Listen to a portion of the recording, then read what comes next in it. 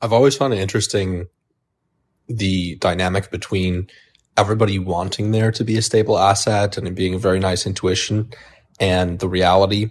And I think it might be like asking where should the stable particle in a big tub of turbulent gas be? Like it's just an absurd question to ask that. And in a similar sense, in a dynamic market, why should there be a stable asset? Does it actually even make sense for there to be a stable asset? Is it even possible?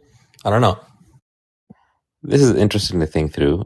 A truly stable asset would be an index on everything. So the closest thing would probably be like a total market index. But even then, it is subject to inflation. It's not immune from inflation. So we would have to put in all the inflation resistant stuff, so to speak, like land and gold and Bitcoin, etc., and farmland.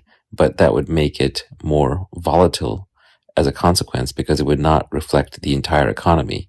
So because some assets are more volatile than others and some are more stable than others, by trying to go for the more stable ones, you actually could lose purchasing power significantly against the more volatile ones.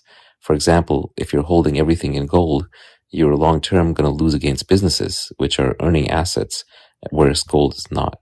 So the attempt to construct a completely stable asset is likely foolhardy. It is actually so foolhardy that I would even ask that is there anything in the whole universe which is stable? Well, they are only time horizons, but it's just that the whole notion is just basically ridiculous. Yes, you're right. It boils down to the root fear of change. People don't want change. They just want a place to rest their head securely and safely forever. But there's no such thing. Even solids are just extremely viscous fluids. If you want to stabilize price, well, price is demand over supply. So you need to stabilize both demand and supply. Stabilizing demand probably isn't possible unless you fix it at zero, but you could increase the stability of a price by fixing the supply, which is what Bitcoin does. So maybe we should just measure everything in terms of Bitcoin and not US dollars. Even the assets that seem like relatively stable are actually quite unstable even in supply in the long run. Gold, for instance, people are very confident in terms of supply stability, but even that is kind of delusion because at any given decade we could have asteroid mining and then all of a sudden there's a shit ton of gold coming in. So in that sense, I would say that on a fundamental level, Bitcoin is the most stable thing that we have. Obviously, in practice, like in the short term, Bitcoin is a lot more volatile with respect to things like food and daily supplies and land and housing than the US dollar or fiat currency are.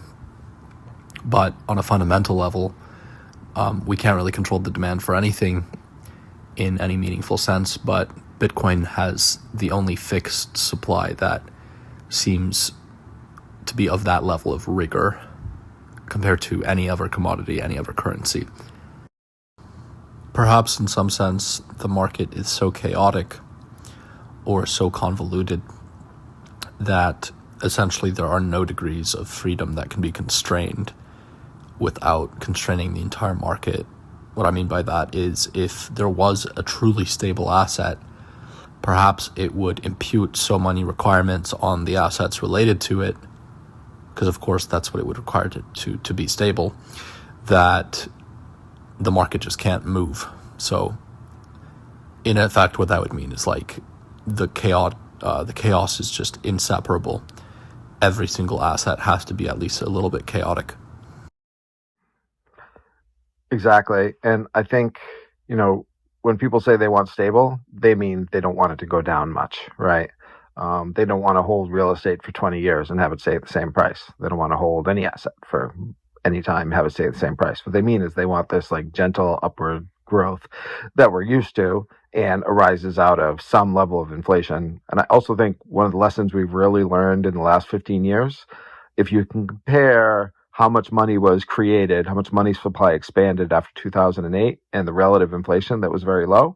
And then what happened in COVID, I'm not sure if it was because we did monetary and fiscal policy, i.e. we expanded the supply and we spent more money, or it was just the fiscal policy, which is highly, highly subject to problems.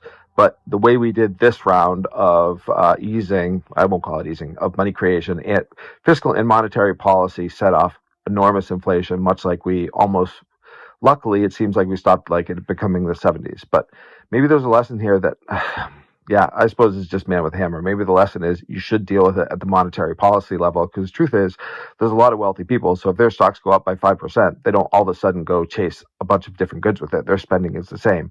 But if you inject money at the bottom, they all spend that money, which they kind of should, but that is actually what drives up prices. So hard problem. Exactly. What you're describing is a currency peg. It creates imbalances that aren't seen from outside, but absolutely exist. And that's what's going on with China. When people ask for a stable asset, they just want it to be stable enough. It doesn't have to be fixed. It doesn't have to only go up. It can go down as long as the change is pretty slow. And so the prices from last month and last year make sense with the prices from today. There's only so much novelty and change that people can handle. And they don't want to spend all their attention thinking about money. They have other things that they're interested in, other places where novelty is coming in, where they're focused.